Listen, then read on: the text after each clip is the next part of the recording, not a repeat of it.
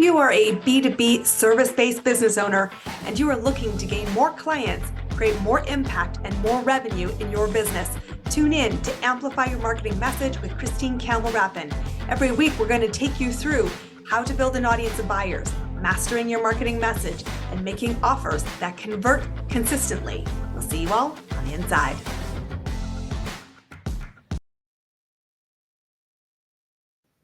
Welcome back, everybody. I am so excited to introduce you to somebody today who is going to help us kick some butt and to really own and create our own economy so that we can amplify our message, create an amazing business, and do it our way.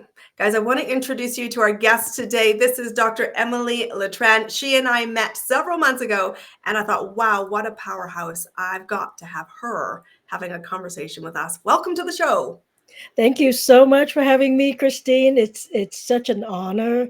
And thank you for creating this platform so we can share our stories, our wins, our strategies with all the listeners. Absolutely. This is the interesting thing about you. You have a remarkable story, both as a human being. You are a very well-known speaker. You're a dentist still by trade, and you have chosen to play in the world of entrepreneurship. How did you get here first off? And how did you create your own economy and a really fun business? Because I see you traveling, living the life, and really creating great impact. Well, thank you so much. I think sometimes, I think it might have to do with me being older, right?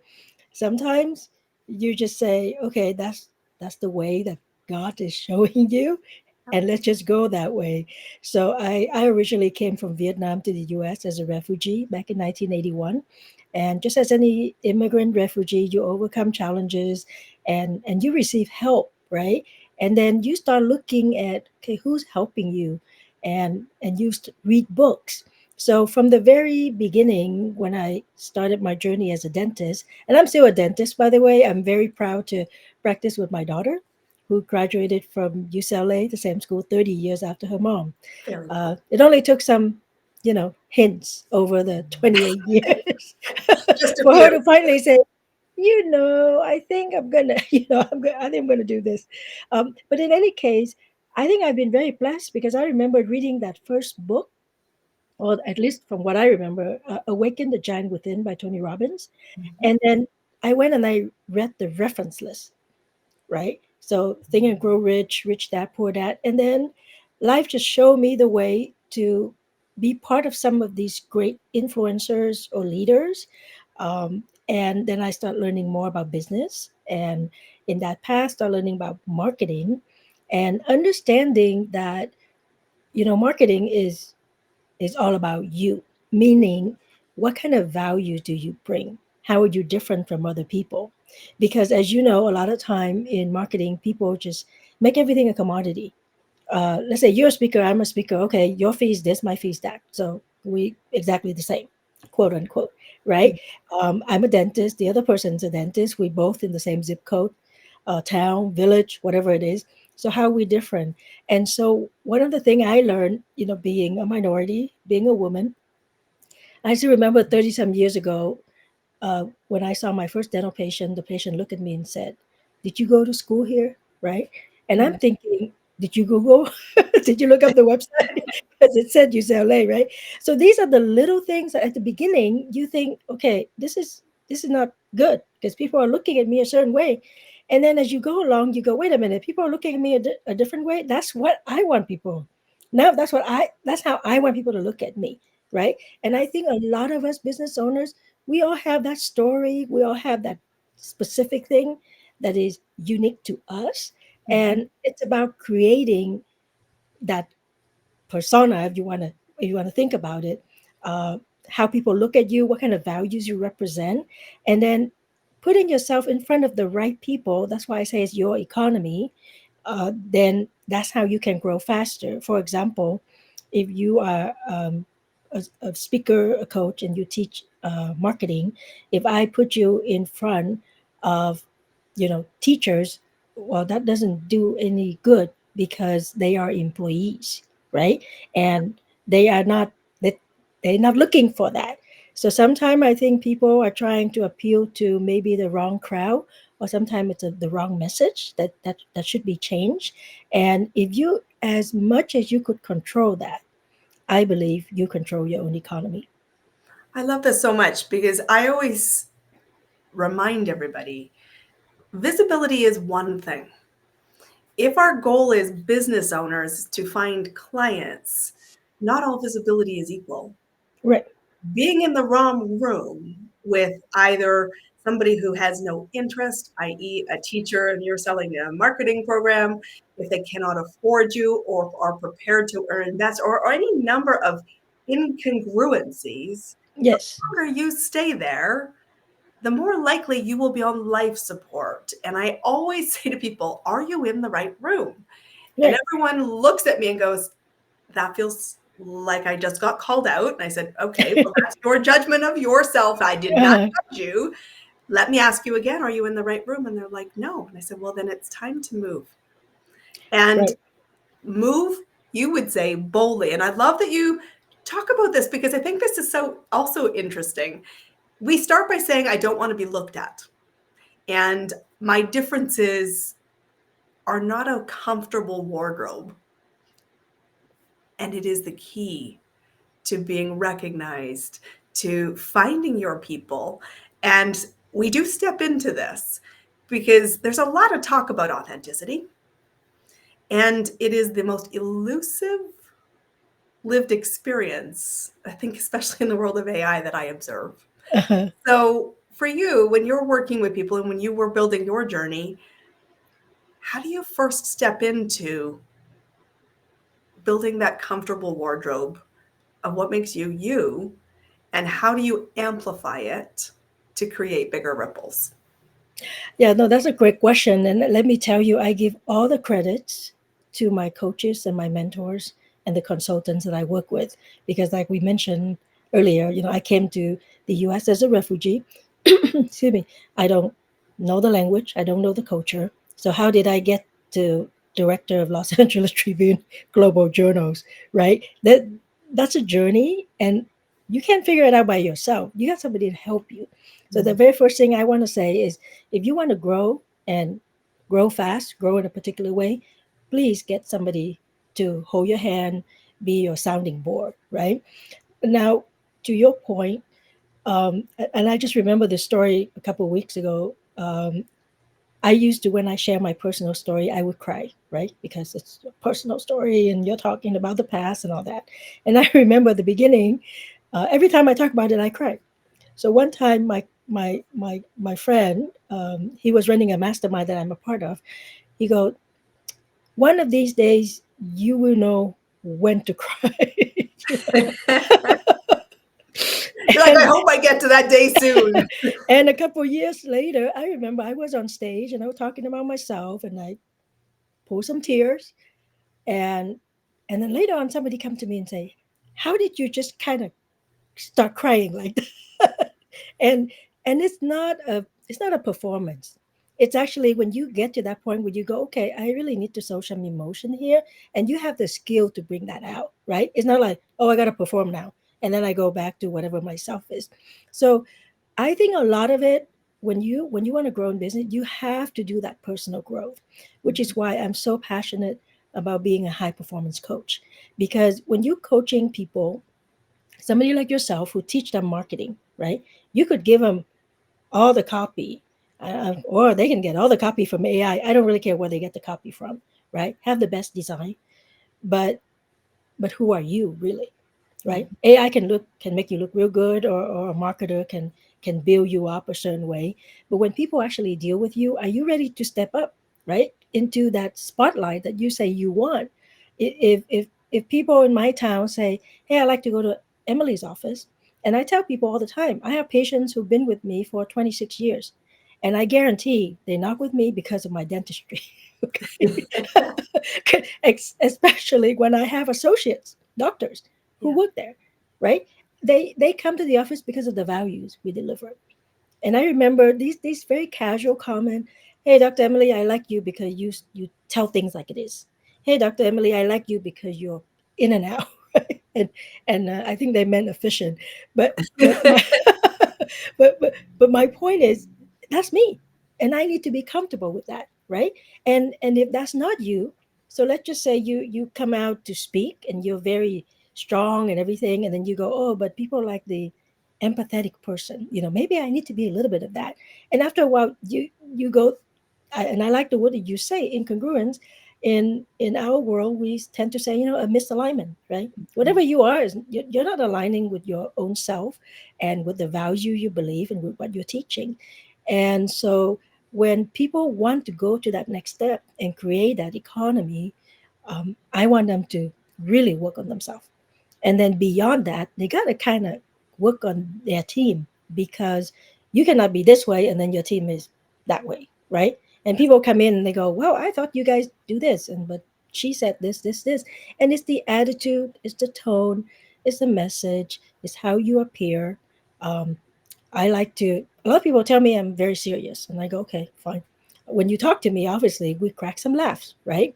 And then I'm very sarcastic, which I proudly represent. So if you can't take that humor, if you can't take that sarcasm, even for my dental patients, well, that's not a match. And the best thing to do is, okay, we're not a match. And, I think you should find another dentist. I think you should talk to another consultant. Because if you're working with me, this is what I expect you to do for yourself. And that part of it is also being bold, right? Magnetic marketing, which is taught by Dan Kennedy, and I'm very proud to brag that I'm his one of his private clients, right? Which is to attract the right people and actually to repel the people who don't match, not serving them half-assedly, just tell them, no, this is not working. Go, please go work with XYZ, another person who I know would work well with this.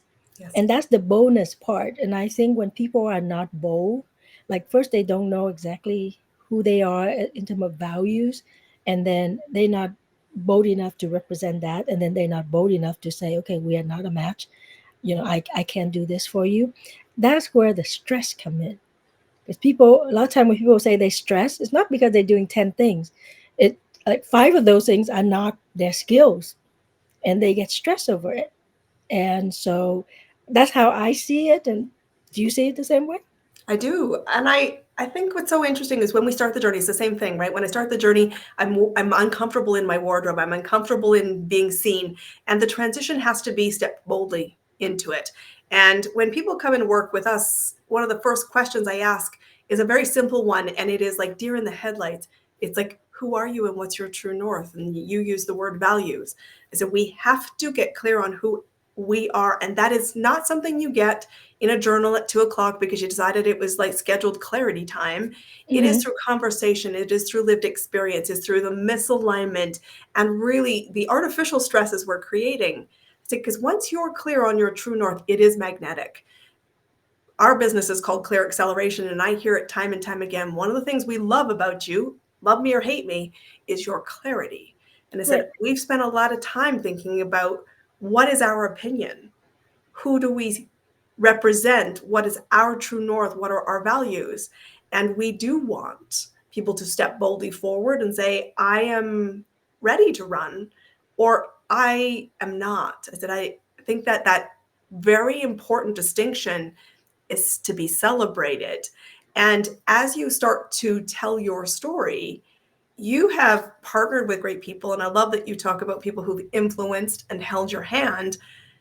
How do you establish authority in the eyes of others? I think the very first thing, and again, it has to do with your values, is you have to do the work. you know, people Thank talk, you, thank people you, thank talk you. about, people talk about Can't imposter. skip that. People talk about imposter syndrome, and I'm thinking, okay, I don't think I've ever had that before. I know I tell myself I'm not ready, on this stage, or I was scared to death the first time I talked to Sharon Lecter. I was freaking out with the first time I was on the phone personally with Dan Kennedy. I'm just like, okay, because these are the people you follow, you study, you learn, but you have never really, have a one-on-one conversation about you, right? Like, hey, I want to work with you, that kind of a thing. So I think for a lot of us, the like you say, having that clarity. um, so let's say I say, okay, I want to work with Christine, just for example. Christine's my influencer. I want to work with Christine. First is I got to do the work, meaning I got to have a business. I really think I should study some marketing before before talking to you. And then when I approach you, I need to know what is it that you can bring, right? Like what is the expertise that you're seeking. And then when I start working with you, what people are looking at is, hey, Emily's working with an expert, with a marketing expert. So usually those experts, they don't just take people on randomly, right? That's why the power of association is so special, right? And then after that, I for me, those people are role models. I like how they talk. I like what they teach. I have my own thing, but I'm gonna follow what they do. Like maybe they speaking with that group, maybe I want to speak with that group. Because at the beginning, a lot of us, we don't, we may be very clear in who we are and what we do, but we like, why reinvent the wheel? Why try to figure out who to talk to? I was talking to one of my clients, and she works in the nursing industry, and she wants to teach the nurses how to control stress, right? Like wellness. And so she was saying, well, I need to find some sponsor for this event that I'm doing, my first event. And I said, well, who speak to nurses, right? Because if you immediately go to the people that the nurses trust, right, that their brand, and they Wow. come in as your sponsor, all of a sudden it builds a credibility. Hey, she's working with, I don't know, I mean, I don't know what the brand is, but when you start look being associated with those particular, I just call them logos, right? Mhm. Because they come in, they have to trust you to come in and support you, right? If you're talking about your mentor, and that's this is an influencer, that mentor has watched you grow to give you an endorsement, a testimonial, whatever it is, even casually talking about you, right? And that's where you, to me, it's easier to get started that way, This is instead smart of let strategy. me just do this thing all by myself. And the next thing I just want to say real quick is, as speakers, sometimes people tell me, well, I don't know where to go speak, right? I people are not inviting me. People, I don't know, people don't know me. Hey, you want to be bold? Just do your own thing, create your own stage. I know it's hard. I know you may have 5 people, you may have 20 people. It doesn't matter. It start with one, and whatever you comfortable with. If you're comfortable on camera like this, just do a podcast or do a Facebook Live. Those are all stages, and we are so blessed nowadays to be able to have a lot of these access to these stages, and it doesn't cost us a lot of money. It costs the time, and time is money. So when you work with the right person and you leverage what is your talent to the right platform, the right media, I think you can accelerate really fast. You can. And what I love, one of my most favorite mantras, it's one we've been talking a lot about this year, is get off zero. The lived experience is how you step into boldness. It is how you associate and say, I am going to get into that room. And for sure, I had the funniest thing happen this week. I was invited to speak in somebody's private mastermind, and a good friend had said, could you help us specifically talk about finding clients through speaking, because a lot of people want to speak to sell. And I said, okay, well, what do you do after the talk? And Right. and that was what I was brought in to talk about. There was a person in this room who I have known for years. She was my very first podcast guest on this show. And I said, it was a hot mess. I didn't know what I was doing. I hadn't created the rhythm yet. And yes, I would love to go re record it, but I don't. I show it as the journey. And I said, go back and watch that, because many years later now I said, this is what we've created starting from the first step. It's everything. And I'd love to ask you the one question I ask everybody this, to prove a point, and because it shows the diversity that you get to build your business the way you want. You get to find leaders that inspire you. You get to own the identity that you choose, and all the things that is your experience is what your audience needs to hear in the journey. And it is this: how do you right now find your next moment of impact? What are you doing that's effective to say, I'm creating opportunities and I love it because it feels like my way. Yes. So I just had this aha moment a couple of months ago, and I look at all of the connections that I made and all the opportunities that are brought to me, and it comes from me speaking. And my first coach would laugh and tell you that I fought him, what is it called? Tooth and nail, right? Like, I am not a speaker. He would bring me on stage and try to interview me, and I would find the shortest answer possible. He would say, blah, blah, blah, blah, blah, blah. So, what do you think, Dr. Letran? And I would say, I agree. I would just find the shortest one because I said, why am I on stage? I'm a dentist. Yes, I wrote my first book because I wanted to share my story out of frustration. Because somebody was saying something to me, and I go, you know what? If they only know my past, right? How hard I got here, they wouldn't have made that statement. And that's what inspired me to write the book. But from that very first time, and with all the speakings that I do, like there are people who are inviting me in to be a founding member of some big thing, and they've never met me. They know me as a speaker. I don't even know if they heard me speak, but on social media they can see how I associate with people and connect with people and promote different people. So I say the most effective way is to leverage your talent and do whatever the one thing is that I think is the strongest thing for you. What I mean by that is for me now I'm looking back and I say, you know what, I'm going to tell all my clients they need to be speakers. Period. I think the next best thing is you need to be a writer. Um, I love to write. I used to write for the Vietnamese Student Association back in college days. Then I would write little short stories myself in Vietnamese. And then when I had the opportunity to write for the Los Angeles Tribune Journal, I started there. And now I'm the director of all the global journals. It's because I like to write. I think it's it really can show you, right? Because when you're speaking, sometimes when you're nervous, you may have missed an opportunity. But when you write, because you get to reread it and say, okay, no, I want to say it this way, it really show your personality, right? And I think if you can find whatever it is that is your strength and just leverage that so people know you for that, for those ideas on that platform, I think you're going to see opportunities coming to you.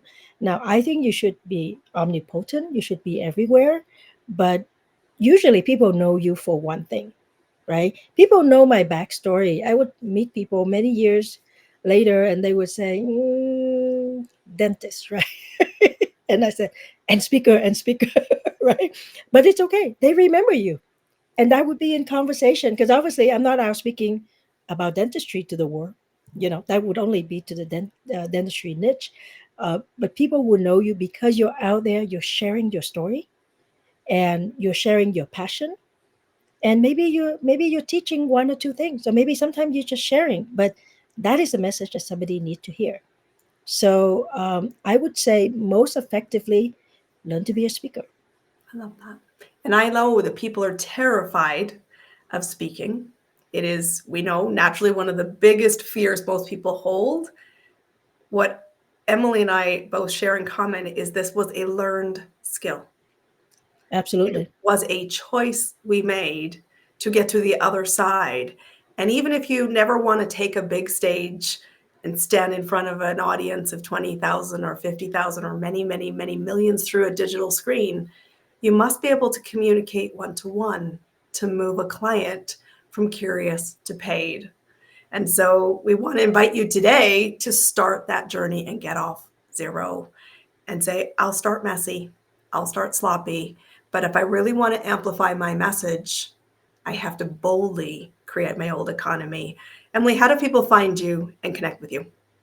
People can, well, I'm on social media. I'm pretty active on social media. My website is dremilyletran.com. It's just like what you have on the screen there without the little dot, right?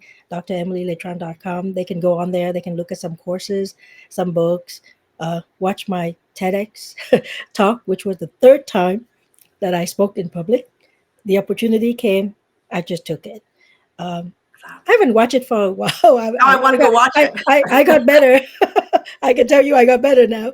But again, but it's still the same me. You know, I think so there's certain words that I use that it because it's me. 10 years later, I'm using the same word. I tell people when I came to the US, my luggage were hope and faith. And it resonates everywhere. It doesn't matter if it's in writing or on stage, or now we're planning to do a documentary about a Vietnamese aspect. It's me. So you know, own your thing, right? Own what is yours, your message, and just keep sharing that message because people do hear it. And the majority of the people, they don't even tell you that they've been listening to you or they've been watching you. And but if your mission is to touch lives and change lives, and having clients is kind of a byproduct of that, then go out there and change lives. I think you should follow your calling. I love that. Guys, go follow your calling, be an ass kicker, create your own economy, and go connect to Dr. Emily Tran. Thank you for being our guest today. You are an amazing individual, and I'm grateful to have you in my inner circle. Guys, thank you so much. You're very welcome. We'll see you on our next episode. That's a wrap on another amazing episode of Amplify Your Marketing Message with me, your host, Christine Campbell Rapin. Be sure to subscribe on your favorite podcast platform so you don't miss another great episode. And be sure to visit christinecampbellrapin.com/podcast to get a free resource on how to master your marketing message. We'll see you all on our next episode.